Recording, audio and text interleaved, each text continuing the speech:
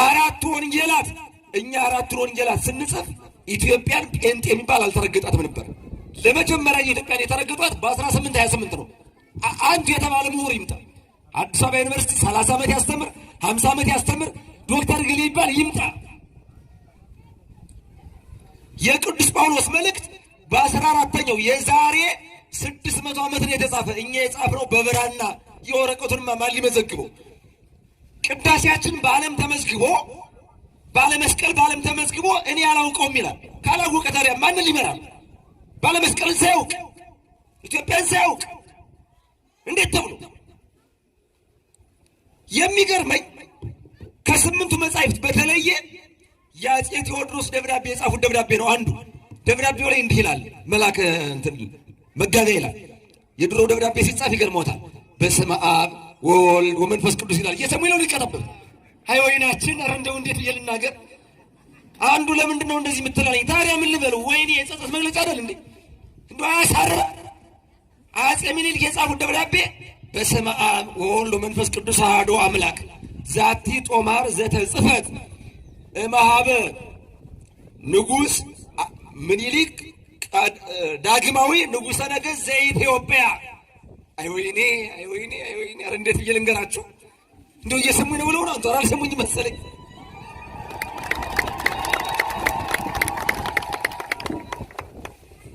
አይ ወይናችን እግዚአብሔር ወደ ጥንታዊ ኢትዮጵያ ይመልሰን። በእውነት ይመልሰን። አይመልሰን? ይመልሰን። የድሮ ኢትዮጵያ እኮ ስትሳል እየሰማች ነው። አንድ የድሮ ኢትዮጵያ ስትሳል ማተብ አስራ እየሰማች ነው። አላየሻትም? አይተሻት? አላየሻትም? አይቻታለሁ ብላኛለች። የድሮ ኢትዮጵያ ስትሳል እጇን ዘርግታ ማተብ አስራ ሹሩባ ተሰርታ ነው እንጂ ከንፈሯ በቦክስ የተመታ ምናምን አይደለም። አንቺ እንዴት ይልንገራችሁ?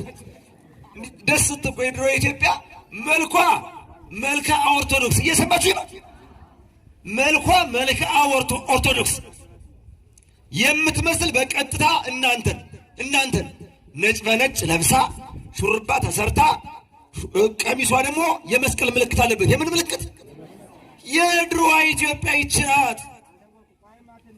የድሮ እንዴት ይልንገራችሁ?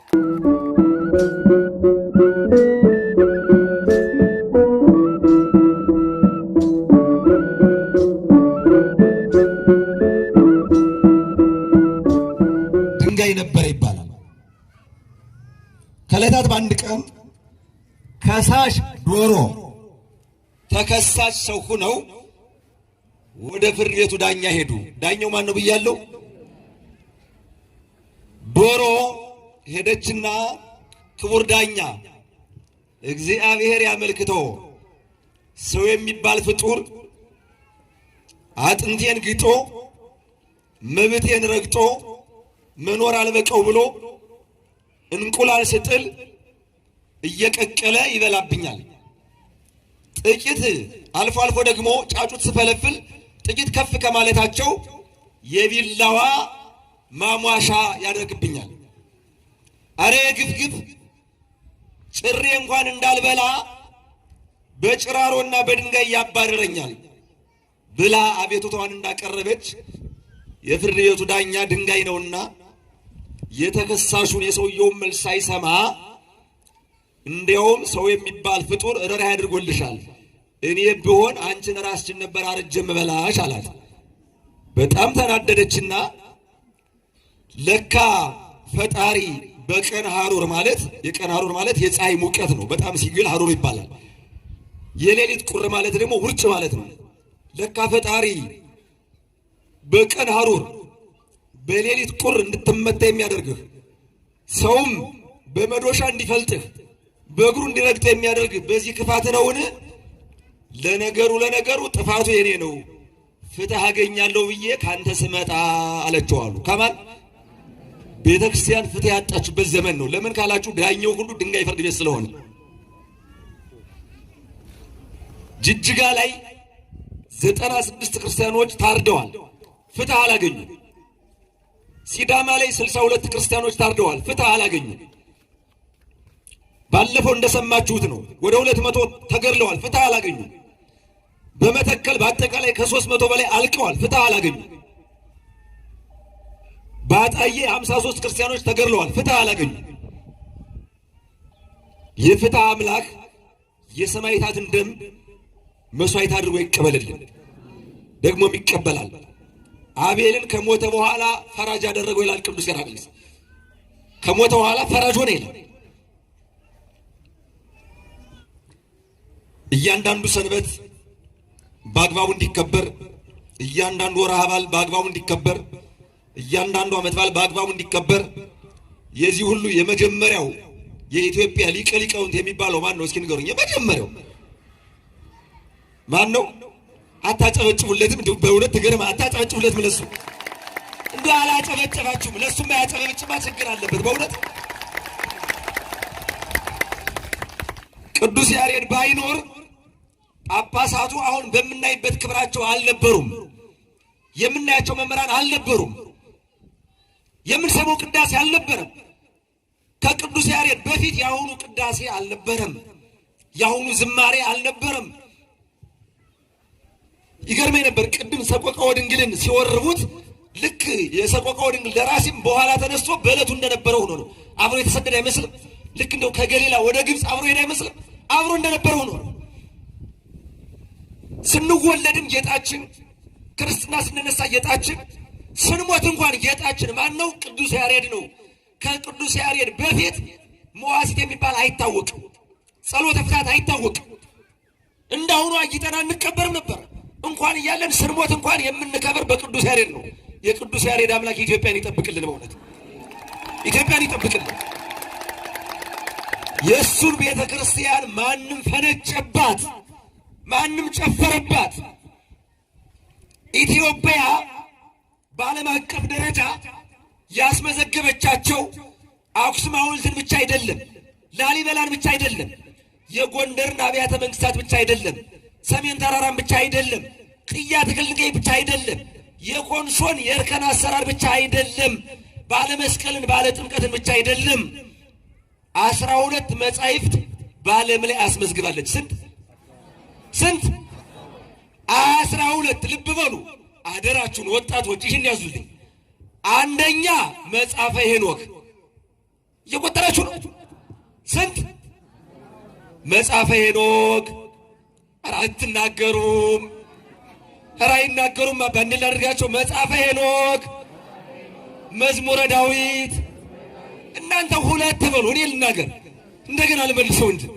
መጽሐፈ ሄኖክ፣ መዝሙረ ዳዊት፣ 4 ወንጌላት፣ የቅዱስ ጳውሎስ መልእክታት፣ ፍትሐ ነገሥት፣ ታሪከ ነገሥት፣ ግብረ ሕማማት፣ መጽሐፈ ቅዳሴ፣ የአፄ ቴዎድሮስ የጻፉት ደብዳቤ የቆጠራችሁ ነው በደንብ።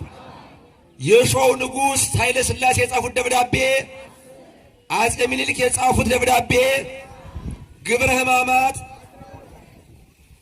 አሁን ሌሎቹ እንኳን በዓለም ክፍለ ከተማው ማን ያጡ እንኳን በዓለም በጉለሌ በወሬ ያስመዘግቡታል። ሌሎቹ አላቸው ወይ? አላቸው ወይ? ታዲያ ሳይኖራቸው እንግዶች ነው እንግዳ አደረጉ። እኛ እኮ ነው ሁሉ ያለ። መጽሐፈ ሄኖክ በዓለም የመጀመሪያው መጽሐፍ፣ የመጀመሪያው በዓለም ላይ ጠፍቶ የተገኘ ኢትዮጵያ ውስጥ 4 ወንጌላት። እኛ 4 ወንጌላት ስንጽፍ ኢትዮጵያን ጴንጤ የሚባል አልተረገጣትም ነበር። ለመጀመሪያ ኢትዮጵያን የተረገጧት በ1828 ነው።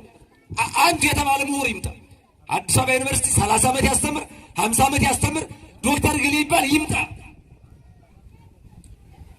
የቅዱስ ጳውሎስ መልእክት በ14ኛው የዛሬ 600 ዓመት ነው የተጻፈ። እኛ የጻፍነው በብራና የወረቀቱንማ ማን ሊመዘግበው?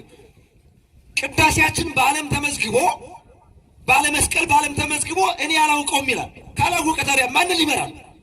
ባለመስቀልን ሳያውቅ ኢትዮጵያን ሳያውቅ እንዴት ተብሎ? የሚገርመኝ ከ8ቱ መጻሕፍት በተለየ የአፄ ቴዎድሮስ ደብዳቤ የጻፉት ደብዳቤ ነው አንዱ። ደብዳቤው ላይ እንዲህ ይላል። መላከ መጋቢያ ይላል። የድሮ ደብዳቤ ሲጻፍ ይገርሞታል። በስመ አብ ወወልድ ወመንፈስ ቅዱስ ይላል። እየሰሙ ይለው ሊቀጠበብ አይ ወይናችን። ኧረ እንደው እንዴት ብዬ ልናገር? አንዱ ለምንድን ነው እንደዚህ የምትላለኝ? ታዲያ ምን ልበለው? ወይኔ የጸጸት መግለጫ አይደል እንዴ? እንደው አያሳርም? አፄ ምኒልክ የጻፉት ደብዳቤ በስመ አብ ወወልድ ወመንፈስ ቅዱስ አሐዱ አምላክ ዛቲ ጦማር ዘተጽፈት እምኀበ ንጉሥ ምኒልክ ዳግማዊ ንጉሠ ነገሥት ዘኢትዮጵያ። አይወይኔ አይወይኔ አይወይኔ! ኧረ እንዴት ብዬ ልንገራችሁ? እንደው እየሰሙኝ ነው ብለው ነው። አንተ አልሰሙኝ መሰለኝ።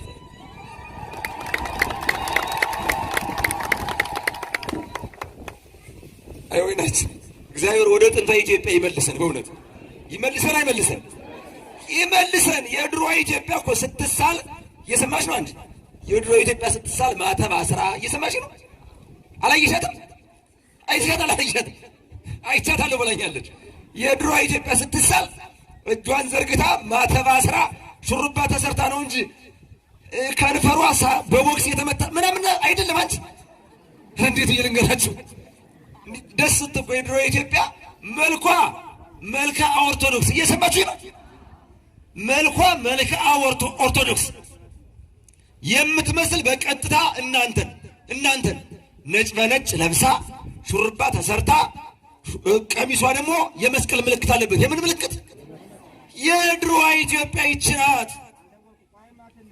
የድሮ እንዴት ብዬ ልንገራችሁ? የቅዱስ ያሬድ ኢትዮጵያ፣ የአባ ጊዮርጊስ ኢትዮጵያ፣ የአባ ጽጌ ድንግል እኮ ለኢትዮጵያ የመጀመሪያው ነው። ከዚያኛው ዳዊት ስንነሳ ሁለተኛው ዳዊት እኮ ነው አይደለም? ያኛው ዳዊት 150 መዝሙረ ዳዊት፣ ይሄኛው 150 ማሕሌተ ጽጌ።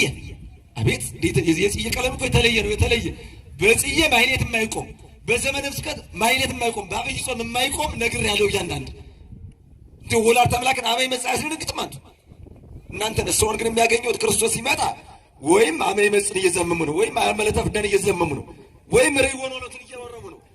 ተሳቻለ ወይም ጽጌ አስተርይሱ ነው አይደል? ተከከለ አለ ጽጌ ተሰለ ይሆናል መጽዬ።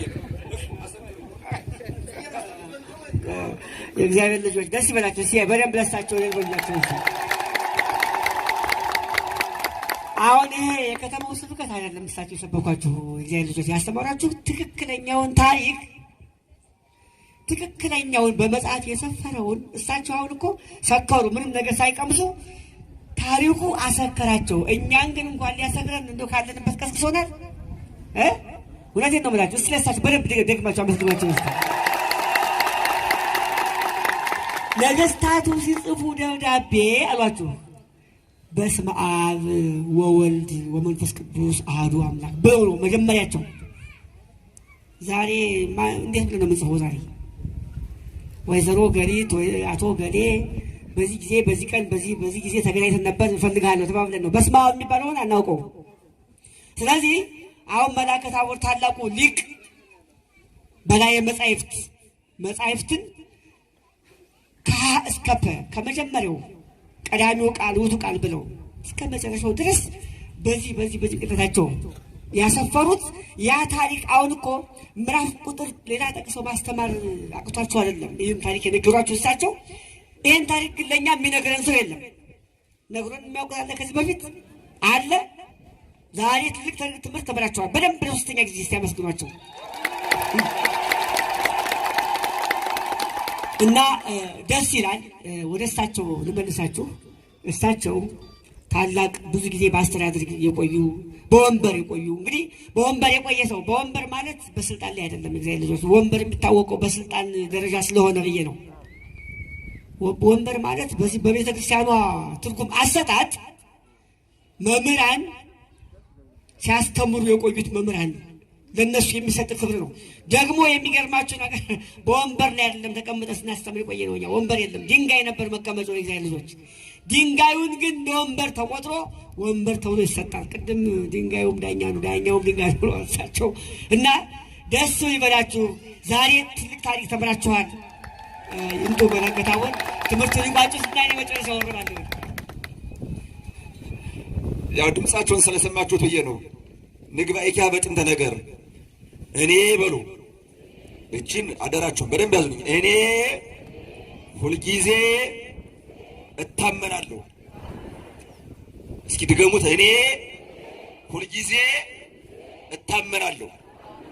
ሃይማኖተ አበው ምዕራፍ 85 ቁጥር 39 ሊቁ ቅዱስ ሳዊሮስ ደብዳቤውን የጻፈው ለንጉሥ አንሰ እተአመን ዘልፈ እኔ ሁልጊዜ እታመናለሁ ወይክህድ ግሙራ ዘጸሐፍክዎ የጻፍኩትን ፈጽሞ አልክድም ወይክል መኑሄ ያስምሮ ለልቤ ከመ እካድ ሃይማኖቴ ማንም ማን በገንዘብም ቢሆን በስልጣንም ቢሆን በወገንም ቢሆን ቦታ ሰጣለሁም ብሎ ቢሆን ልቤን ሊያታልለውና ሊለውጠው አይችልም።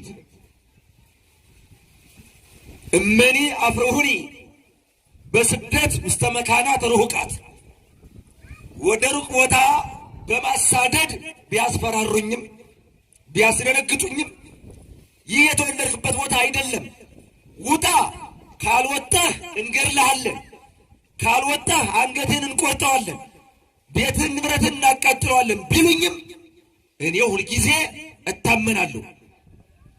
በአንጾኪያ እታመናለሁ፣ በቁስጥንጥንያ እታመናለሁ፣ በሮም እታመናለሁ፣ በኢየሩሳሌም እታመናለሁ፣ በእስክንድርያ እታመናለሁ፣ በክርስቲያን ሀገር እታመናለሁ፣ በብሔረ አሕዛብም ሳልፈራ እታመናለሁ። ወመኒ ወደ ይሁኒ ውስተ እሳት እንደ 3 ደቂቅ ወደ እሳት ጉድጓድ ቢጥሉኝ ቢወረውሩኝ ሁልጊዜ እታመናለሁ፣ አልክድም። ወመኒ ገደፉኒ ለአናብስት እንደ ዳንኤል ለአንበሶች ቢጥሉኝ ቢወረውሩኝ ሁልጊዜ እታመናለሁ። ወመኒ አስጠሙኒ ውስተ ባሕር ወደ ባሕር ቢወረውሩኝ አሁንም እታመናለሁ። ወመኒ መተሩ አባላቴ እመለያልየ አዝቃዝቄም ቢቆርጡኝ እንደ ቶማስ ዘመራስ 22 ዓመት ታስሯል። ሃይማኖቱን ለማስለወጥ ለማስካድ ሙሉ ታሪኩን 24 አለ። በየቀኑ እየሄዱ አንድ ቀን እዚህ ላይ ይቆርጡታል፣ ይህ ሲድን እዚህ ላይ ይቆርጡታል። እንዲህ እያሉ 22 ዓመት ሙሉ አፍንጫውን ቆረጡት፣ ከንፈሩን ቆረጡት፣ እጣቶቹን ቆረጡ፣ ክንዱን ቆረጡ፣ የእግሮቹን እጣቶች ቆረጡ፣ ጉልበቱ ላይ ቆረጡት፣ ከፍ ላይ ከላይ ቆረጡት። አጠቃላይ አሁን እንግዲህ አስቡት፣ አፍንጫው ተቆርጧል፣ ጆሮ ተቆርጧል፣ ከንፈሩ ተቆርጧል፣ እጁ ተቆርጧል። ነገር ግን በአህያ ተጭኖ ወንጌልን ያስተምር ነበር። መጨረሻ ላይም ራሱ በሰለስቱ ምዕት ጉባኤ ቅዱስ ቆስጠንጢኖስ ያ ታላቁ ንጉሥ ቆስጠንጢኖስ መስቀል ከያዙት አባቶች ይልቅ ሄዶ የተሳለመው እሱን እጅ እኮ ነው። የተሳለመው እሱን እጅ እንደሱ እንኳን አስቃጥቄም ቢቆርጡኝ ሁልጊዜ እታመናለሁ፣ ወደ ኋላ አልልም። ወመኒ ኮነኑኒ በዘዘዝያሁ ኩነኔ በልዩ ልዩ ስቃይ መከራ ቢፈርዱብኝ ቢያሰቃዩኝ ሁልጊዜ እታመናለሁ። ሁልጊዜ የዚህ ዓለም መከራ ያልፋል፣ ያኛው ዓለም ግን አያልፍም።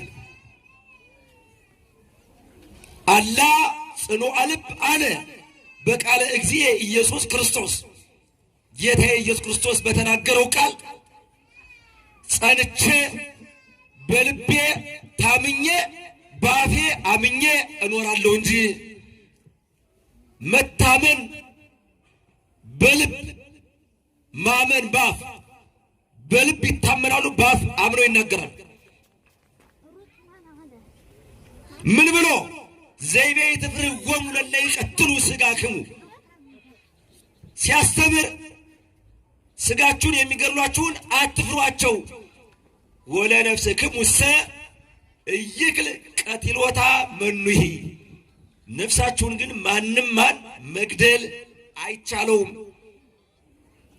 ወካዕበ ይደሉ ከመ ናድሉ ለእግዚአብሔር እምናድልዎ ለሰብ ይሄ ይሰና ያለውን ነው ሊቀጠበት። አይ ስብሐተ ነግህ ከርሞ ስብሐተ ነግህ እንዲቆምበት ይሽ አደራችሁ መምህራን አትሰቀው። ስብሐተ ነግህ ሲባል ደስ ይበላችሁ።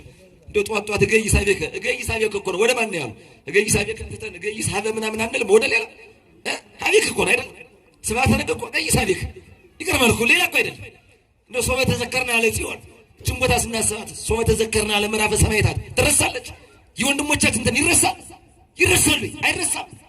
በቅዳሴው ሰዓት ትዝ አይላችሁ ሶበ ተዘከርና እንደ የተለየ እኮ የዐቢይ ጾም የዘመነ ጽጌ የዘመነ ስብከት እኔ ይገርመኛል በእውነት በጣም ነው የሚደንቅ። ዳግመኛ ለሰው ከማድላት ይልቅ ለእግዚአብሔር ማድላት ይሻላል፣ ይበልጣል። የምታመነው ሁል ጊዜ ነው። ሳገኝ ብቻ አይደለም፣ ሳጣ እታመናለሁ። አሁን በተሰበሰብኩበት በዚህ ቦታ ብቻ አይደለም፣ የትኛውም ቦታ ላይ አምናለሁ፣ በአንተ እታመናለሁ። ምዕመናን ለነ ቅዱስ ጊዮርጊስ ቤተክርስቲያን የታነጸላቸው፣ ጽላት የተቀረጸላቸው፣ በየዕለቱ በኋላ የተነሱ ሊቃውንት የእነሱን ምልጃ እንደው ሊቁ እኮ ያባ ጊዮርጊስ እንትን ያባ ጽጌ እኮ ይገርመኛል። አክሊል ክበበ ጌራወር ጽሩይ እብን ቆባይሪ ዘያቱ ዘተጽፈ ብኪ ትዕብርተ ስሙ ነሐሴ 16 ፍልሰት ይደምረን ይሞላል። ዘተጽፈ ብኪ ትምህርተ ስሙ ወተስካረ ሞቱ አክሊለ ጽጌ ማርያም። እንኳን ድንግል ማርያም የእሷ አክሊል ደስ ሲል በእውነት ተሳስቻለሁ። አንቺ ደስ ሲል በእውነት ሲያጨብጭቡላችሁ የቤተክርስቲያን እኮ እንደው ደስ ይላል እኮ በእውነት ደስ አይል ይምጥሞ ወደስ አባ ጊዮርጊስ አንዱን ክፉ መናፍቅ ንስጥሮስን ሲያወግዘው ጸረ ማርያም ክፉ መናፍቅ አለ ንስጥሮስ። እሱን ሲያወግዘው ምን አለው? አንተ አለው ጳጳሱ ነው እኮ ነው። ንስጥሮስ እኮ ፓትርያርክ ነበር። አንተ አለው አስተውሎ ሲያዩህ ቅጠል የሌለው ዛፍ፣ ፍሬ የሌለው ተክል፣ ፈሳሽ የሌለው ወንዝ፣ ውሃ የሌለው ጉድጓድ፣ የመንግስት ዘውድ የሌለው ንጉሥ፣ ጦር የሌለው ወታደር፣ ዝናብ የሌለው ደመና፣ ጣራ የሌለው አዳራሽ፣ አክሊል የሌለው ሙሽራ፣ ጌጥ የሌላት ሙሽሪት፣ ልብሰ ተክህኖ የሌለው ካህን። አሁን እንዲህ ስሉና ይህን ሲያውቁ ልዩነት እኮ አለውት። አሁን እኮ መልአክ መስሏል አልመሰሉ? ይቀመጡ። እሺ ይቅርታ እንደሆነ የተለየ እኮ ነው። ልብሰ ተክህኖ አክሊለ ጽጌ ማርያም ለጊዮርጊስ ቀጸላ መንግስቱ ካሉ በኋላ ምንድን ያሉ ቀጥሎ? አንቲኒ ታሰግድ ይሎት ወለኪሰ ወለኪኒሰ አንቲሰ ታሰግድ ይሎት ወለኪኒሰ ወለኪም ትርቆይማ አንቲሰም ትላላችሁ አንቲም ትላላችሁ ወለኪንም ይላል አይደል? አንቲሰ ታሰግድ ሎቱ ወለኪሰ ይሰግዱቱ። ድንግል ማርያም ለቅዱስ ጊዮርጊስ ሌላውን ታሰግድለታለች። እሱ ደግሞ ከእሷ በታች ነውና ለእሷ ይሰግዳል። ይሰግዳል አይሰግድም? አሁን ቅዱስ ጊዮርጊስ 7 ዓመት መከራ ተቀብሎ በእሳት ተጠብሶ ማረሻውን አግለው ከራሱ እስከዚህ እስከታች ሰንጥቀውታል። ይህን ሁሉ መከራ የተቀበለ ለድንግል ማርያም ሲሰግድ በዚህ ዓለም ያለ ነው መጽደቃችንና አለመጽደቃችን ሳይረጋገጥ አምላክን ለወለደች ለድንግል ማርያም አልሰግድም ማለት ይቻላል? ይቻላል? አይቻልም። እንዴት ተብሎ ኧረ እንዴት ብዬ ልንገራችሁ? ኧረ እንደው ጅሎች አጃጃሉን፣ ጅሎች አጃጃሉ። የኢትዮጵያን ኦርቶዶክስ ተዋሕዶ ቤተክርስቲያን እጅግ ወርቃማ ታሪክ የሰሩላት 6 ነገስታት ነበሩ። ዛሬ በጣም የሚጠሏቸው ሌሎች ናቸው። ቤተክርስቲያን በጸሎት የምታስታውሳቸው፣ ሌሎች ግን ሁልጊዜ የሚያንጠለጥሏቸው። አንደኛው ማናቸው ካላችሁ አጼ ዘርዓ ያዕቆብ ናቸው። ማናቸው? አጼ ዘርዓ ያዕቆብ የኢትዮጵያ ቆስጠንጢኖስ ይባላሉ። ዕለተ ሰንበትን እኮ በዓለም አቀፍ ደረጃ በዚህ መልኩ እንድትከበር ያደረጋት እኮ ቆስጠንጢኖስ ነው፣ በንግስና ደረጃ። ቅዱስ ያሬድማ መቼም እንደምታውቁት ነው አይደል? ሊቃውንት ሰንበት ታዲያ ያመጣው ነው። በአጼ ዘርዓ ያዕቆብ ዘመነ መንግስት ጠንቋይ አይቀጡ ቅጣት የተቀጣበት አጼ ዘርዓ ያዕቆብ ንጉስ ብቻ አይደሉም፣ ሊቅ ናቸው። በንግስናቸው የሚፈርዱ በሊቅነታቸው ተከራክረው መናፍቃንን የረቱ ናቸው። በጣም ይገርሙ ናቸው። በኢትዮጵያ ደረጃ በ1449 ዓመተ ምህረት መስቀሉ ግሸን ደብረ ከርቤ ማርያም ላይ ሄዶ ቢያርፍም ከዚያ በፊት ሲከበር ቢኖርም መስቀሉ ወደ ኢትዮጵያ ሳይመጣ መስቀሉ ይከበር ነበር። ለምሳሌ አጼ ካሌ ልጅ አጼ ገብረ መስቀል ናቸው አይደል? ታዲያ መስቀሉ ባይከበር አጼ ገብረ መስቀል ይባሉ ነበር እንዴ? 1000 ዓመት በኋላ እኮ ነው የመጣ መስቀሉ። እሳቸው ግን በአዋጅ ይህ ቅዱስ መስቀል ወደ ኢትዮጵያ ስለመጣ ብለው ወደኋላ መጻሕፍት ተፈልገው ሃይማኖተ አበው ተነቦ ስለ መስቀል ምን ይላል ተብሎ ቅዱስ ሄራቅሊስ ሰጊድ ለመስቀል ይላል። ምዕራፍ 49 ላይ ይመልከቱት። ለመስቀል መስገድ ምንድነው ይላል። ለድንግል ማርያም እሳ መስገድ ይገባል አይገባም? ይገባል። ማን ተናገረው? ቅዱስ ሄራቅሊስ። ምን ላይ? ሃይማኖተ አበው ምዕራፍ 48 ቁጥር 34 ላይ ወሶበ ሰማ ዘንተ ዮሴፍ ሰገደ ለድንግል ይላል። የሰማነው አንተ ኧረ እንዴት ብዬ ልንገራችሁ? ዮሴፍ የሰገደላትን የሀገር እንትና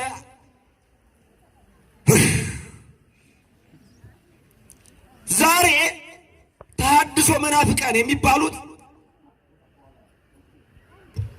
መናፍቃን የሚባሉት የጥላቻቸው ማይከል አጼ ዘርዓ ያዕቆብ ናቸው። እዩብኝም የሚጽፏቸው መጻሕፍት የሚያነጣጥሩት አጼ ዘርዓ ያዕቆብን በመሳደብ ነው። እንዴት ሆኑ? በዓለ መስቀል በኢትዮጵያ ደረጃ ብሔራዊ በዓል ሆኖ እንዲከበር አደረጉ። አታጨበጭቡላቸውም? በእውነት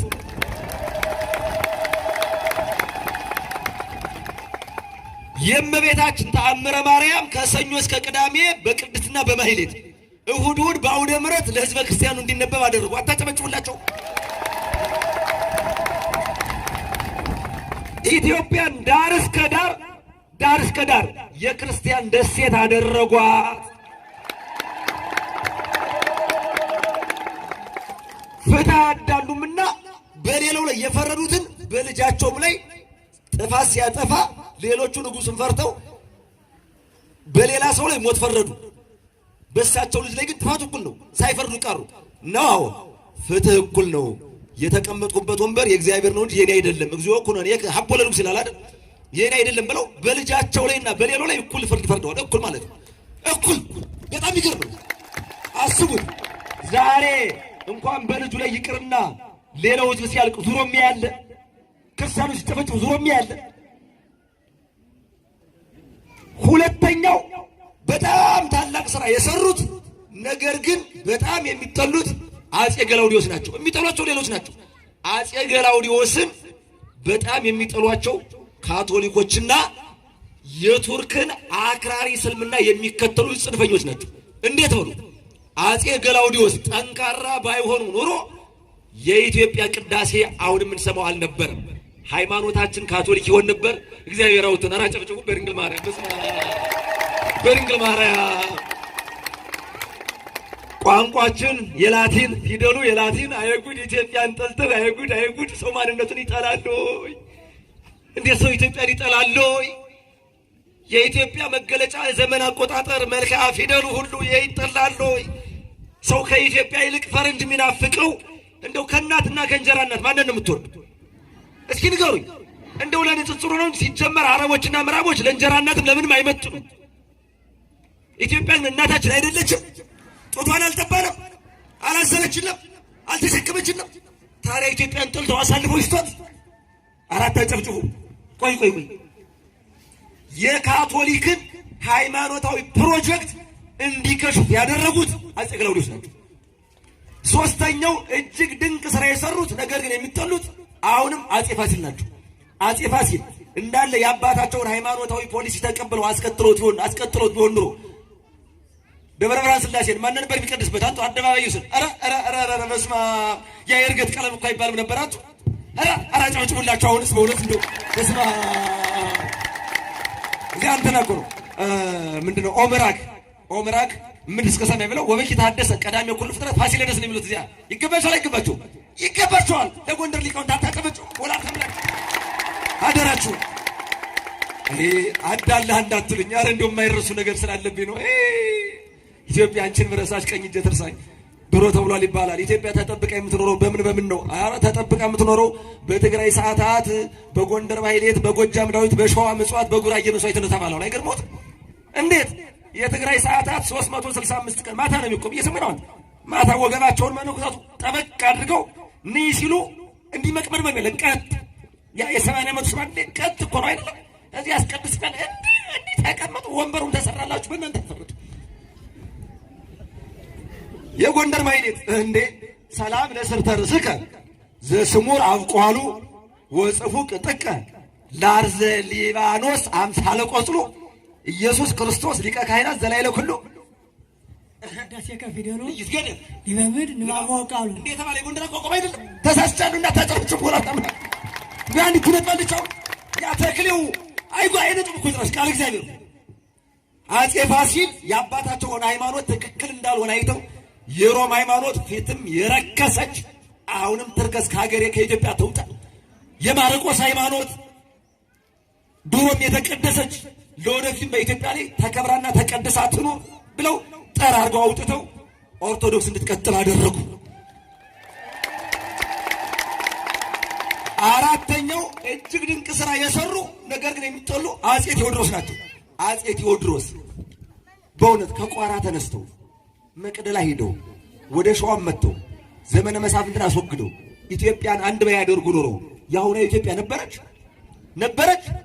እንደው እኮ ልንገራችሁ፣ ለምሳሌ እኔን አሁን እዚህ አሁን ሻሸን ባወልቅ፣ ካቤን ባወልቅ፣ አፍንጬ ቢቆረጥ፣ ጆሮ ቢቆረጥ፣ እጄ ቢቆረጥ እንደ ሙገጫ ተድበል ብሎ እንደ ሸምበቆ መለል ብሎ ይላል። ምን መስል ነበረ? ሙሉ መልኳ እኮ ያለ በማን እንደሆነ ታውቃላችሁ? እነሱ በሰሩት ስራ እኮ ነው። ሙሉ ለእኔ ኢትዮጵያ የምትባለው ሁሉንም አጠቃላይ የያዘች ናት። እየሰማችሁ ነው? አሁንም አንዳንዱ ሆዷ ሊዘረግፋት ጥረት ያደርጋል። አንዱ እዚህ ሊቆርጣት፣ አንዱ እዚህ ሊቆርጣት፣ ይቆረጠው እሱ። ኢትዮጵያ አትቆረጥም፣ ለዘላለም ጸንታ ትኑር። አምስተኛው ግብጾችን ደም እያስተፉ የመለሷቸው ታላቅ ተጋድሎ አድርገው የተዋሕዶ አርማ አፄ ዮሐንስ። ነገር ግን በየጊዜው ጸሐፊዎች የሚጽፉ በሳቸው ላይ ነው። ስድስተኛውና የመጨረሻው የአሁኗን ኢትዮጵያ እንድታድርጉ ያስረከቡን አፄ ምኒልክ። እነዚህ ኢትዮጵያን ስላቆዩ መወቀስ ነው ያለባቸው፣ መመስገን ነው ያለባቸው፣ መወቀስ። እናታጨበጭቡላቸው። ወስብሐት ለእግዚአብሔር። ይቆይ።